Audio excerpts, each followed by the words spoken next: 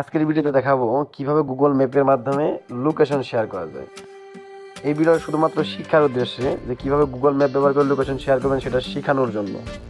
মনে রাখবেন, কারো অনুমতি ছাড়া লোকেশন ট্র্যাক করা উচিত নয়। তো চলুন দেখিয়ে দিই কিভাবে আপনারা আপনাদের বন্ধুদের সাথে লোকেশন শেয়ার করবেন গুগল ম্যাপের মাধ্যমে। তো এটার জন্য আপনারা গুগল ম্যাপে চলে যাবেন।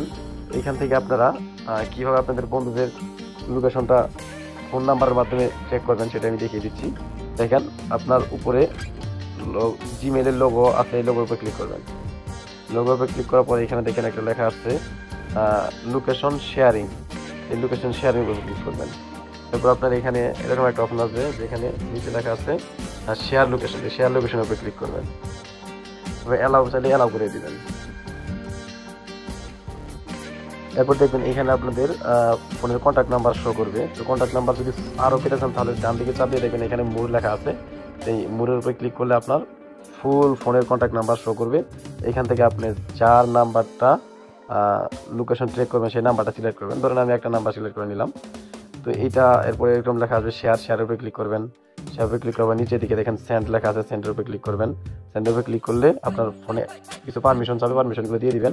দেওয়ার পর দেখেন এখানে লেখা আছে go to settings. Go to সেটিংসের উপরে ক্লিক করবেন। গো টু সেটিংসের উপরে ক্লিক করলে এখানে আপনার একটা অপশন চলে আসবে। দেখেন এখানে লেখা আছে উপরে অ্যালাউ অল টাইম, এটার উপরে ক্লিক করবেন। এটার উপরে ক্লিক করে আপনি এখান থেকে ব্যাক করবেন। এরপর আপনার এইরকম একটা অপশন চলে আসবে। এখানে দেখেন একটা মেসেজ চলে আসছে। আপনি যে নাম্বার দিয়ে লোকেশনটা শেয়ার করতে চাচ্ছেন তাকে এই মেসেজটা সেন্ড করতে হবে।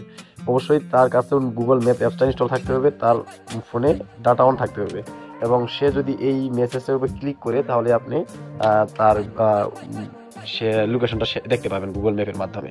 তো এটা চাইলে আপনি আপনার বন্ধুদের সাথে এরকম করে শেয়ার করে রাখতে পারেন।